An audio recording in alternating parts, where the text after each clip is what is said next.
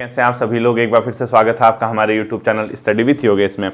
आज आपकी जीएस की 26 नंबर की क्लास है और क्योंकि एनवायरनमेंट एंड इकोलॉजी वाला जो पोर्शन है वो अपने आप में इंपॉर्टेंट रहता है, ठीक है। किसी भी एग्जाम की दृष्टि से अगर आप देखेंगे तो आप लोग क्या करना, जैसे कनिष्ठ सहायक वाले हैं या आरओ की जो तैयारी करने वाले हैं या जो भी है, और पटवारी, फॉरेस्ट गार्ड, ये जो क्लासेस है ये सबके लिए इंपॉर्टेंट है। यानी मतलब जीएस में जैसे मैंने जो चीज़ यहाँ कवर करा दी, फिर ऐसा नहीं कि हम आगे फ्यूचर में उसको दोबारा देखेंगे, तो मेन फैक्ट मैं यहाँ करा देता हूँ क्योंकि फैक्ट आधारित ही कराऊंगा इसको, ठीक है।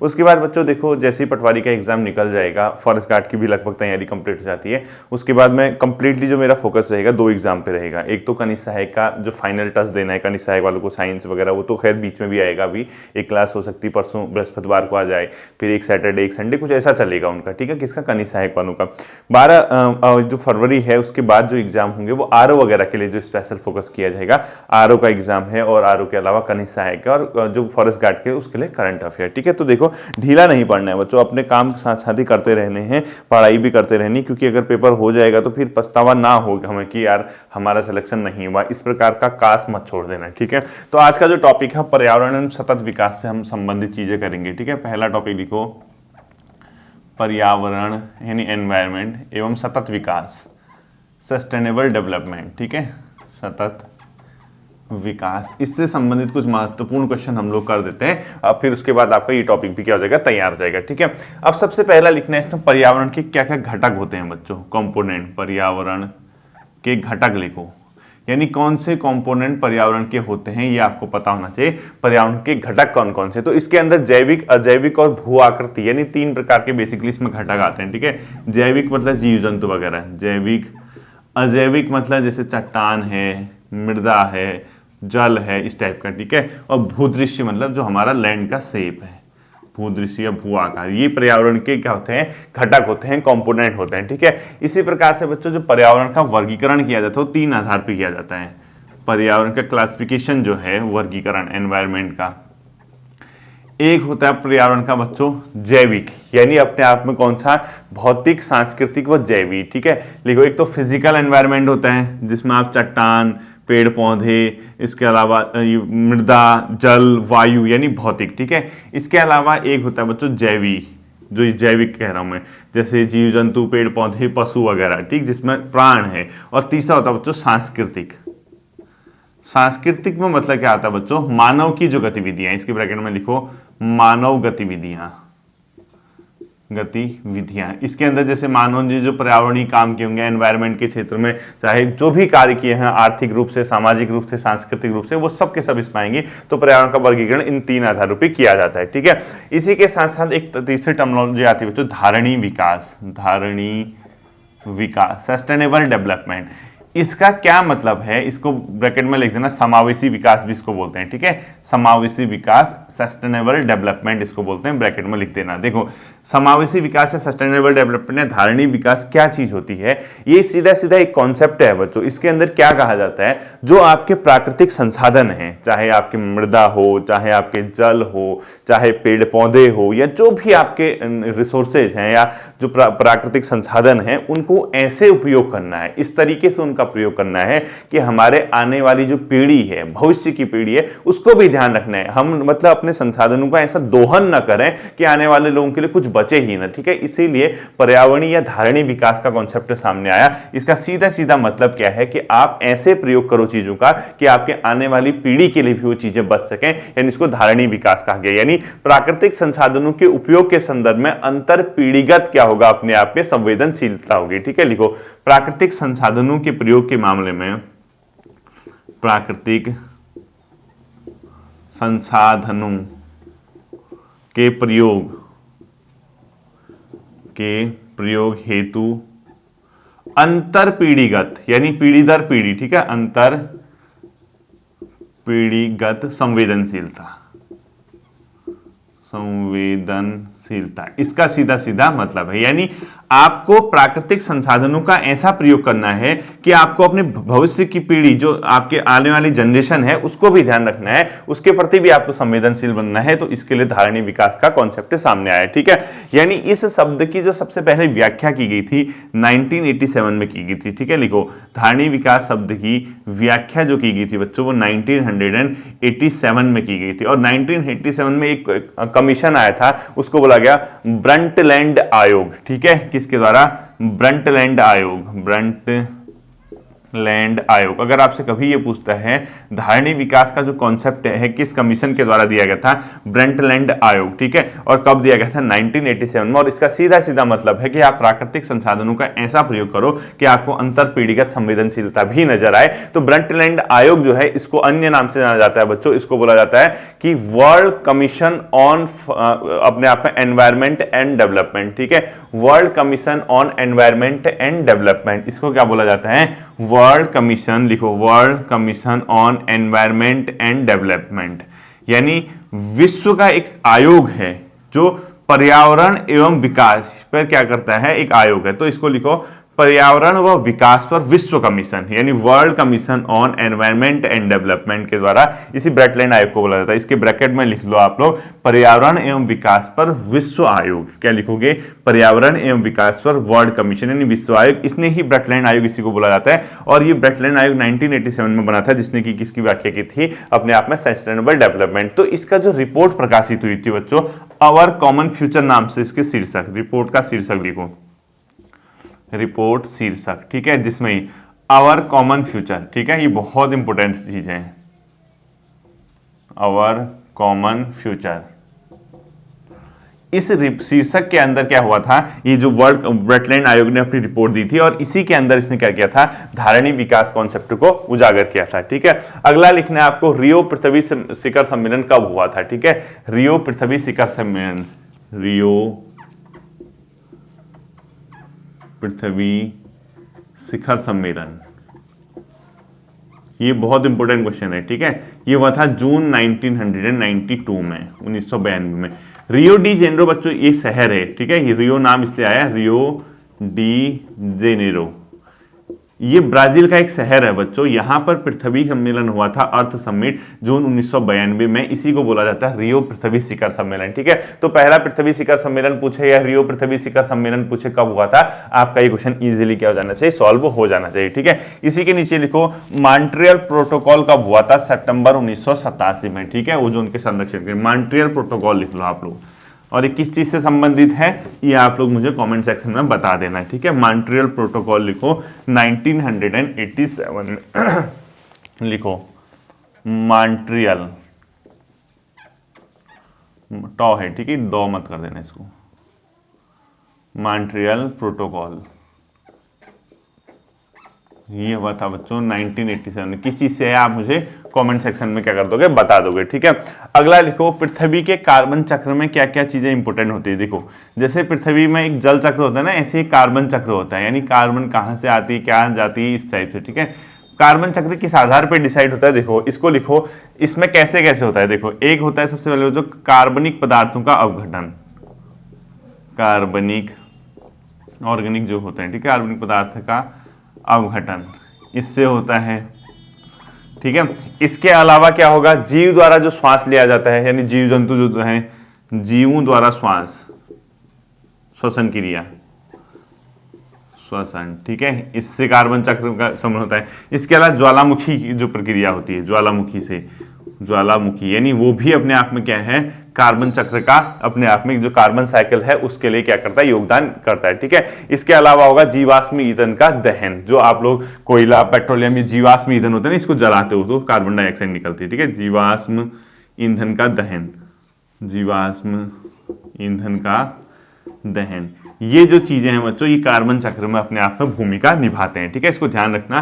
कार्बन चक्र में क्या होता है? कार्बनिक पदार्थों का अवघटन होता है, जीवों द्वारा श्वास की क्रिया, ज्वालामुखी प्रक्रिया, और जीवाश्म ईंधनों का दहन जो होता है, कार्बनिक चक्र, कार्बन चक्र के लिए उत्तरदायी होता है, ठीक है।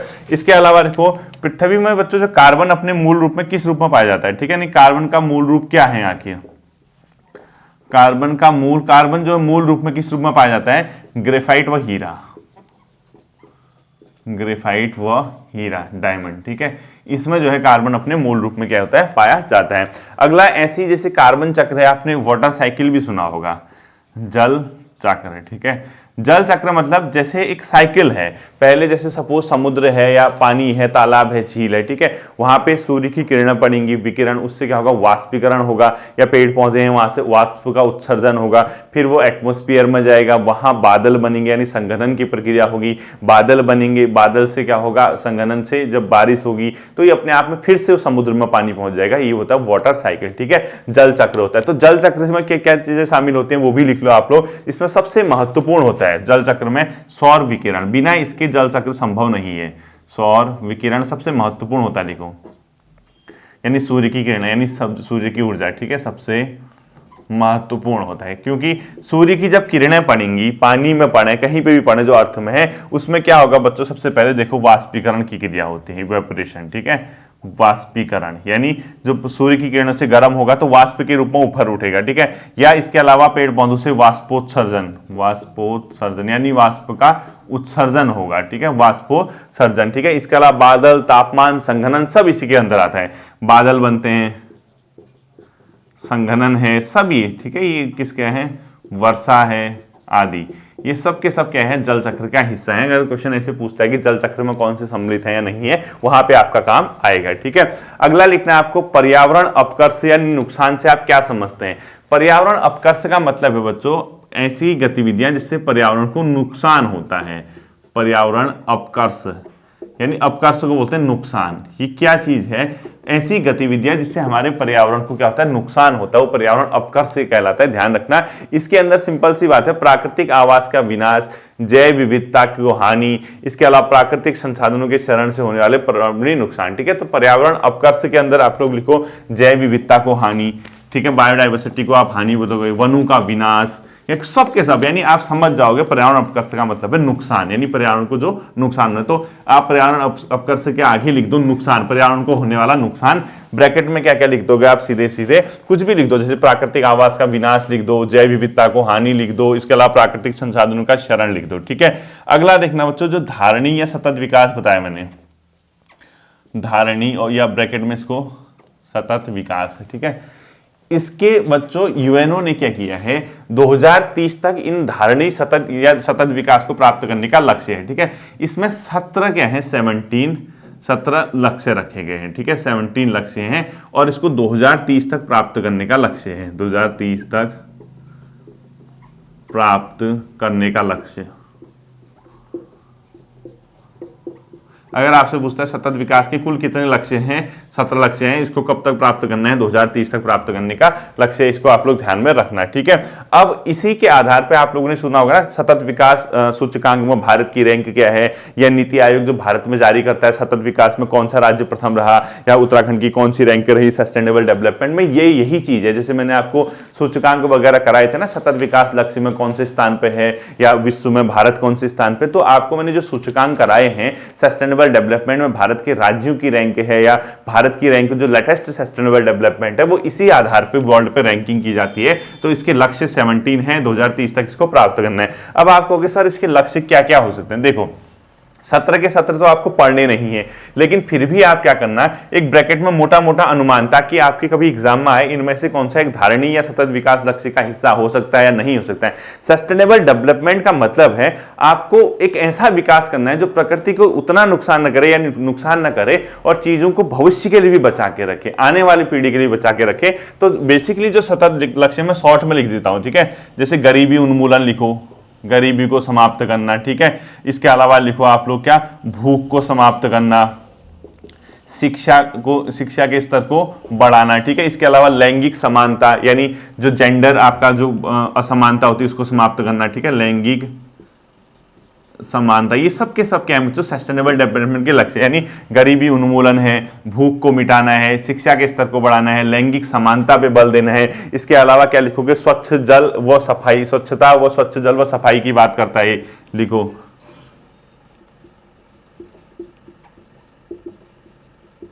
स्वच्छ जल व सफाई, ये भी अपने आप में किसका लक्ष्य है, सस्टेनेबल डेवलपमेंट का लक्ष्य है, ठीक है। इसके अलावा लिखो ऊर्जा तक पहुंच, सस्ती ऊर्जा तक सबकी पहुंच होनी चाहिए, ठीक है, ऊर्जा तक पहुंच लिखो। आर्थिक विकास व रोजगार पे बल देना है, आर्थिक विकास प्लस रोजगार, आर्थिक विकास व रोजगार को क्या करना है, फोकस करना है सस्टेनेबल डेवलपमेंट के अंदर, ठीक है। इसके अलावा बुनियादी ढांचा व समावेशी औद्योगिकरण, यानी जो इंफ्रास्ट्रक्चर है आपका, रोड है, पुल है, ये सब चीजें, ठीक है। बुनियादी ढांचा व क्या लिखोगे, समावेशी औद्योगिकरण, समावेशी औद्योगिकरण, क्या लिखोगे, बुनियादी ढांचा व समावेशी औद्योगिकरण। इसके अलावा लिखो आप टिकाऊ शहर, खपत व उत्पादन पैटर्न को सही करना। टिकाऊ शहर, शहर वगैरह बनाओ तो टिकाऊ होने चाहिए, टिकाऊ शहर, किसी चीज का उत्पादन कर रहे हो उसके पैटर्न को सही करना। उत्पादन, क्या लिखोगे आप लोग, उत्पादन व खपत पैटर्न, ठीक है, खपत व उत्पादन व खपत पैटर्न पे काम करना, किस तरीके से आप उत्पादन कर रहे हो, कैसे आप उसकी खपत कर रहे हो। इसके अलावा जलवायु परिवर्तन, समुद्री संसाधन, वन परिवर्तन, सब लिखो। जलवायु परिवर्तन को ध्यान रखना है, जलवायु परिवर्तन, समुद्री संसाधनों का सही उपयोग, समुद्री संसाधन, वनों का सही तरीके से मैनेजमेंट, वन प्रबंधन, ठीक है। तो कितने हो गए, 1 2 3 4 5 6 5 6 7 8 9 10 11 12 और 13, ठीक है। इसके अलावा एक और लिखो, समावेशी समाज, वैश्विक भागीदारी, एक दो और लिख लो, ठीक है। समावेशी समाज, समावेशी समाज, समावेशी समाज। इसके अलावा लास्ट लिख लो वैश्विक भागीदारी, यानी चीजों को सॉल्व करने में वर्ल्ड की भागीदारी हो, आपस में सहयोग करें, ठीक है। बेसिकली बच्चों ये लक्ष्य है सब। अब आपको देखो, आप ये नहीं कि इनको रटने में लगे रहो, आपको ये पता होना चाहिए कि सस्टेनेबल डेवलपमेंट जो टारगेट है वो कब तक पूरा करना है, 2030 तक। इसके टारगेट कितने, 17 पॉइंट है। अब इन 17 पॉइंट के अंदर आपको ये ध्यान रखना होगा कि हम मोटा मोटा क्या समझें। गरीबी का उन्मूलन है, शिक्षा तक पहुंच है, स्वच्छ जल, स्वच्छता तक पहुंच होनी चाहिए, भूख का निवारण हो, आर्थिक विकास हो, रोजगार हो, समुद्री संसाधनों का सही प्रयोग हो, जलवायु परिवर्तन पे काम किया जाए, वनों का प्रबंधन किया जाए, यानी एक ऐसी चीज जो हमारे एनवायरमेंट के लिए बहुत ज्यादा उपयोगी हो, उन चीजों को आपने ध्यान में रखना है, ठीक है। अगला लिखो आप, रियो डी जेनेरो सम्मेलन था बच्चों 1992 में हुआ था, ठीक है। इसको ऐसे समझना है, देखो कुछ खास चीजें हुई थी, आपको मैं बताता हूं। देखो इसको ऐसे एक डायग्राम बना देना है, ठीक है, जो मैं बनाता हूं। देखो सबसे पहले हुआ था बच्चों स्टॉकहोम सम्मेलन, ठीक है, स्टॉकहोम सम्मेलन हुआ था। अभी स्टॉकहोम सम्मेलन जो है बच्चों पहला क्या था, अपने आप में प्रथम मानव पर्यावरण सम्मेलन था, ठीक है। स्टॉकहोम सम्मेलन क्या था, इसके ब्रैकेट में लिखो प्रथम मानव पर्यावरण सम्मेलन, प्रथम मानव पर्यावरण सम्मेलन था, ठीक है। मानव और पर्यावरण का सम्मेलन ये था, ये हुआ था बच्चों 1972 में। और इसी में क्या डिसाइड किया गया था, प्रति वर्ष 5 जून को हम विश्व पर्यावरण दिवस मनाएंगे। इसके जो 20 साल बाद था +20 रियो डी सम्मेलन हुआ था, रियो पृथ्वी सम्मेलन लिखो, रियो पृथ्वी सम्मेलन, ठीक है। रियो क्या हुआ था, पृथ्वी सम्मेलन हुआ था। इसके बाद इसकी समीक्षा करनी थी, इसकी समीक्षा जब हुई और इन्होंने क्या तय किया, एक एजेंडा 21 निकाला, एजेंडा 21 निकाला, ठीक है। यानी 2021वीं सदी है तो हमारा एजेंडा क्या होगा, और इसके +5 वर्ष लिखो। इसके 5 साल बाद जो अन्य चीज हुई थी उसको बोला गया था अपने आप में क्या, रियो +5, ठीक है। क्या हुआ था, रियो +5 सम्मेलन, ठीक है।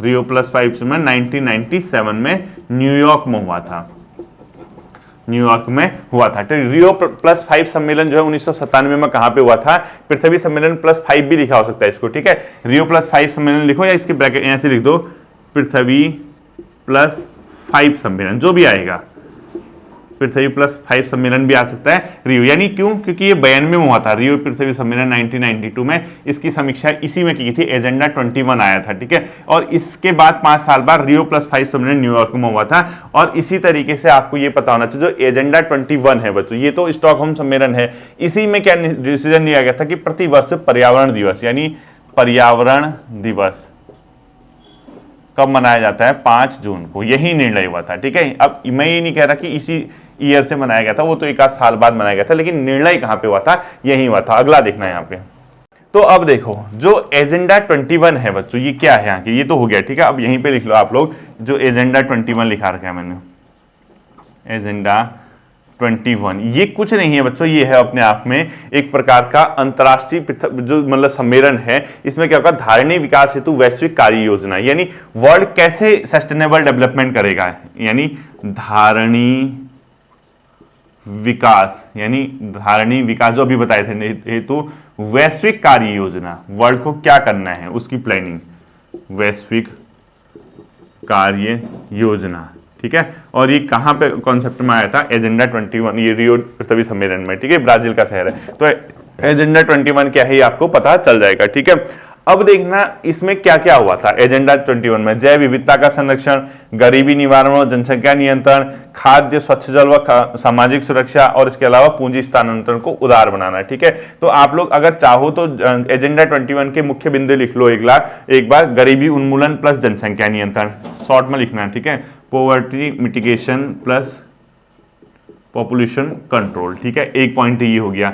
दूसरा पॉइंट इसी एजेंडा 21 में था, जो था अपने आप में जैविक विविधता का संरक्षण, ठीक है, यानी बायोडाइवर्सिटी का कंजर्वेशन, ठीक है, सेकंड पॉइंट। तीसरा पॉइंट यहीं पे था खाद्य स्वच्छ जल एवं सामाजिक सुरक्षा, यानी food plus pure water plus social security, सामाजिक सुरक्षा। और अंतिम जो एजेंडा 21 का बिंदु है, पूंजी स्थानांतरण को उदार, यानी कैपिटल ट्रांसफर को क्या बनाना, उदार बनाना। उदार बनाना मतलब अपने आप में जिसे कहते हैं लिबरलाइजेशन, उदारीकरण, यानी इजी बनाना, ठीक है, यानी कैपिटल ट्रांसफर को क्या बनाना, उदार बनाना, यानी इसको क्या करना, इजी करना। तो आप एजेंडा 21 के लक्ष्य क्या क्या थे, एक तो क्या था, पॉवर्टी मिटिगेशन, गरीबी निवारण व जनसंख्या नियंत्रण, जैव विविधता का संरक्षण, खाद्य हो गया, स्वच्छ जल हो गया, और सामाजिक सुरक्षा तक पहुंच, और पूंजी का उदार स्थानांतरीकरण, ठीक है। ये आपके एजेंडा 21, आपको इतना नहीं पढ़ना, वैसे आप एजेंडा 21 क्या है इससे आपका काम बन जाएगा, ठीक है। अब देखो जब रियो पृथ्वी सम्मेलन हुआ था 1992 में, इसके 20 साल बाद रियो की समीक्षा करनी थी, यानी इसके 20 साल बाद प्लस 20 कर दो इसमें, तो यहां पर जो रियो प्लस 20 था वो हुआ था 2012 में, ठीक है। तो लिखो रियो प्लस 20, ये किस वर्ष आयोजित किया गया, 2012 में, और कहाँ किया गया, जोहान्सबर्ग दक्षिण अफ्रीका में, ठीक है। यहीं किया गया था, रियो में ही किया गया था। तो ये किस वर्ष हुआ था ये अगर पूछता है तो 2012 में हुआ था, रियो प्लस 20, ये भी आप लोग क्या करोगे, ध्यान में रखोगे, ठीक है। अब जो रियो प्लस 20 है बच्चों, इसका जो घोषणा का शीर्षक था द फ्यूचर वी वांट था, ठीक है। इसका घोषणा, इसमें जो घोषणा हुई थी उसका शीर्षक लिखो, घोषणा का शीर्षक the future we want, the future we want, इसका क्या था, अपने आप में शीर्षक था। ये भी आप लोग क्या करोगे, ध्यान में रखोगे, ठीक है। अगला लिखना आपको राष्ट्रीय पर्यावरण अभियांत्रिकी शोध संस्थान, मोस्ट से मोस्ट इंपोर्टेंट कर देना, राष्ट्रीय पर्यावरणीय अभियांत्रिकी शोध संस्थान, यानी हमारे जो पर्यावरण है, एनवायरमेंट है, उस पर शोध करना है, उस पर इंजीनियरिंग, ऐसा मतलब वो कहाँ पे होगा जो इंजीनियरिंग लोग शोध करेंगे। तो लिखो राष्ट्रीय, बहुत इंपोर्टेंट क्वेश्चन है, राष्ट्रीय पर्यावरणीय अभियांत्रिकी इंजीनियरिंग शोध संस्थान, ठीक है, शोध संस्थान। यह है बच्चों नागपुर में, 1958 में ही बना था। अब आप कहोगे क्या है, National Environment Engineering Research Institute, NEERI, ठीक है, इसको क्या बोला जाता है, शॉर्ट में नीरी बोला जाता है, National Environment Engineering Research institute. ये 1958 में कहाँ पे बनाया गया, नागपुर में। मोस्ट इंपोर्टेंट क्वेश्चन कर देना इसको, ठीक है, बहुत पूछा जाता है पेपर में, इसको क्या करोगे आप लोग, बहुत ज्यादा इंपोर्टेंट कर दोगे, ठीक है, अच्छा खासा क्वेश्चन है। अगला लिखना आपको, नेशनल एनवायरमेंट अथॉरिटी की स्थापना कब हुई थी, नेशनल एनवायरमेंट अथॉरिटी, यह है 1997 की, नेशनल एनवायरमेंट अथॉरिटी, ठीक है। अगला लिखो विश्व मौसम संगठन का मुख्यालय, विश्व मौसम संगठन का मुख्यालय, ये कहाँ है, जेनेवा में है, ठीक है। विश्व मौसम संगठन कहाँ है, जेनेवा में है। अगला लिखो आप लोग संयुक्त राष्ट्र, मोस्ट इंपोर्टेंट करना, ठीक है, पर्यावरण प्रोग्राम, मोस्ट इंपोर्टेंट करना इसको, संयुक्त राष्ट्र पर्यावरण प्रोग्राम, संयुक्त राष्ट्र प्रोग्राम पर्यावरण प्रोग्राम, यानी इसका फुल फॉर्म क्या होता है, United Nation Environment Programme, UNEP बोलते हैं इसको, ठीक है। इसकी स्थापना हुई थी बच्चों 1972 में, और इसका मुख्यालय है कहाँ, नैरोबी केन्या में 1972, और इसका मुख्यालय कहाँ है, नैरोबी, और नैरोबी कहाँ है, केन्या में, कहाँ है, नैरोबी केन्या में पड़ता है। संयुक्त राष्ट्र पर्यावरण प्रोग्राम की स्थापना पूछेगा तो आप लोग ये इजीली कर लोगे, ठीक है। अगला लिखो, ग्रीन पीस इंटरनेशनल का मुख्यालय कहाँ है, नीदरलैंड में, ग्रीन पीस इंटरनेशनल,